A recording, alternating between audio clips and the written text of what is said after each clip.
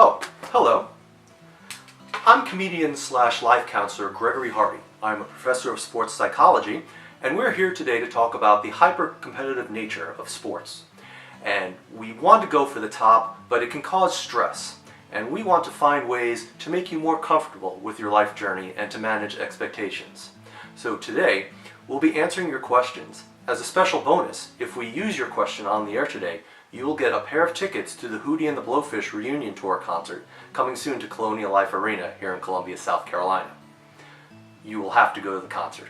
There's no getting out of it. We will make sure, if you try to hide, we will find you and get you there. So, without further ado, my assistant Davenport, who is here somewhere with my questions. Davenport!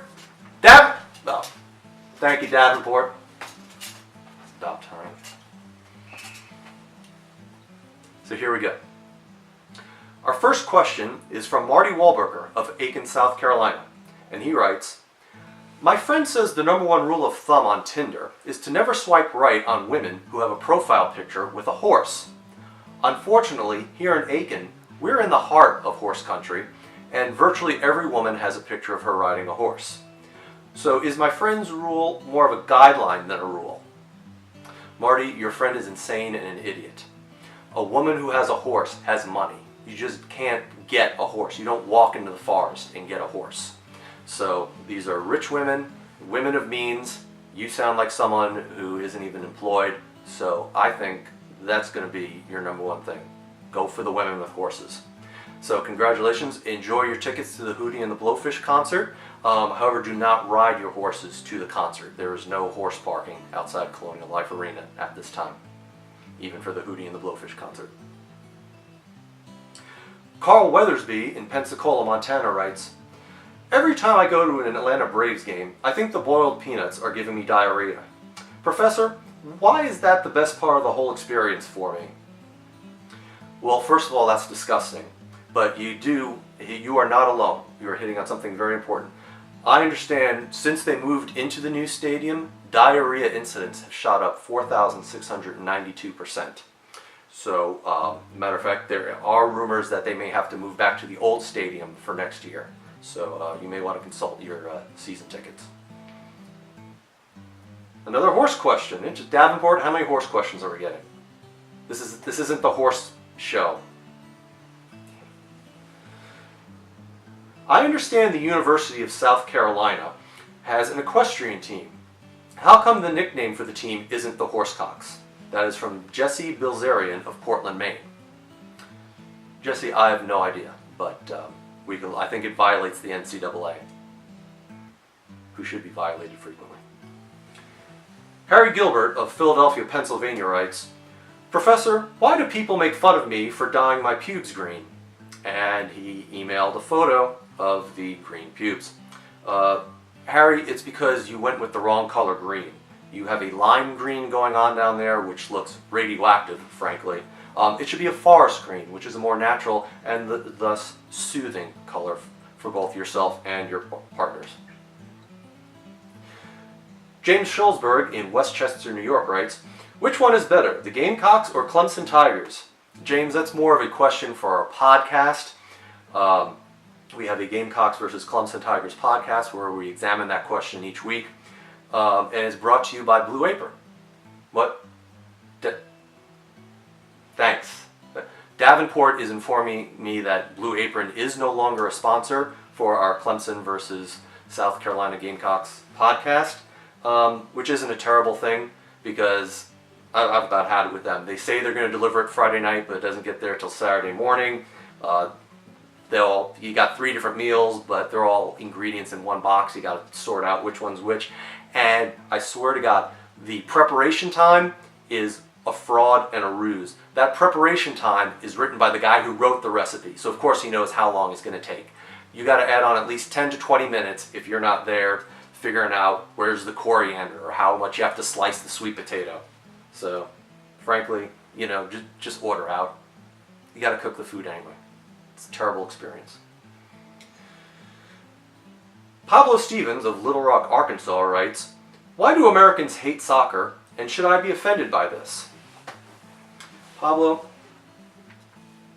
where on earth do you get these questions from? Davenport, we were better off with the horse questions. I think the problem with soccer in this country is that we don't have a high-profile enough celebrity to buy a soccer team. Do the Kardashians have a soccer team? Once they do, I'm sure everyone's going to be soccer Instagram all the time. Moving on. Alan Hook of Charleston, South Carolina writes, "Why can't I stop fantasizing about Kevin Costner?" Alan also included his spec script for Waterworld 2, and that's a terrible script. I leafed through it. You have no character development arcs, and besides Waterworld 2, that just isn't franchise material. You're hopeless. But we will welcome you at the Hootie and the Blowfish concert. Sandi Hendrix of Northern California writes, "Which sport is the best one to force my kids into so I can live vicariously through them?" I have two options for you. The first is spelling bees. It's very smart. You get to go to Washington, D.C. You get some good FaceTime on ESPN, and it's a good life learning skill. You can't rely on autocorrect for the rest of your life. It's just wrought with disaster. The other is tennis. You can play tennis all your life. It's social. You can play doubles, singles, a lot of alternatives. Just as you become a fan of professional tennis, beware of getting too into the Australian Open, because here in America, that's broadcast from like 2 a.m. to 6 a.m. And if you're listening to it in an apartment and you got the volume up, your neighbors are hearing all the grunts and groans of and your neighbors are going to think you're listening to lesbian porn on your laptop, and they will report you to management, and it becomes a very lengthy situation to sort out.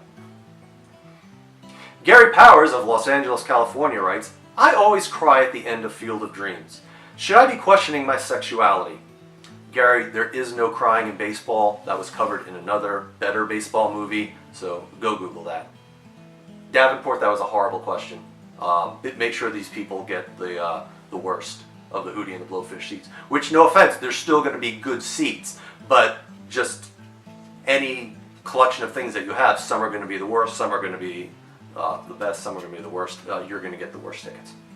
I promise you. Ari Lovelace of Ontario, Canada writes, "Why does hockey make Canadians so violent?" Ari, I have no idea what you're talking about. I recently attended a convention in Montreal.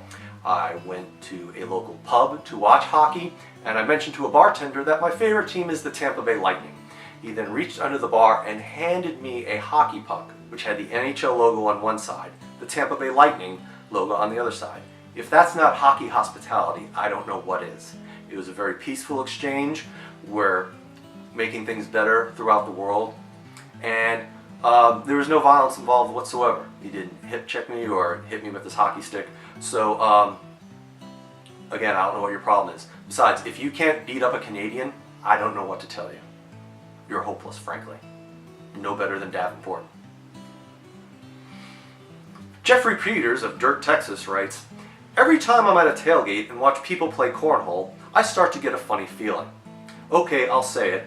How can I stop masturbating to cornhole tournaments?" Jeffrey, this is a question I hear a lot in my line of work.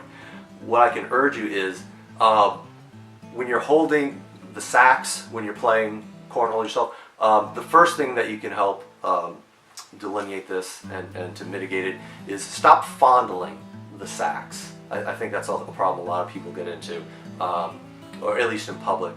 If you need to, do it in the privacy of your own home, just set a timer and keep doing it less and less. That should help.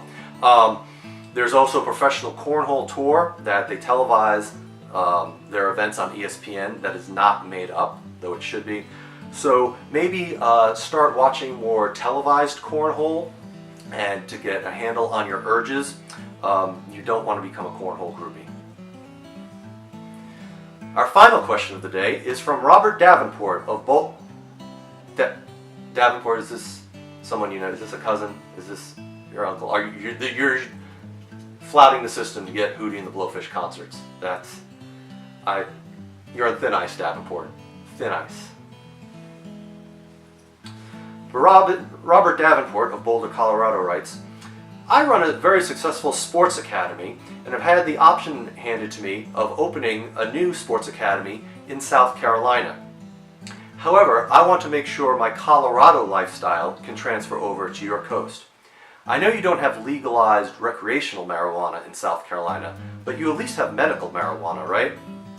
Robert, I hate to break it to you.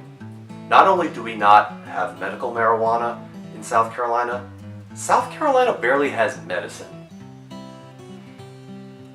We mitigate a lot of sports injuries with just rub some dirt on it. That's the best we can do. So check your policy before you come over. This has been comedian/life counselor Gregory Hardy. It's been a pleasure. Davenport, my coat.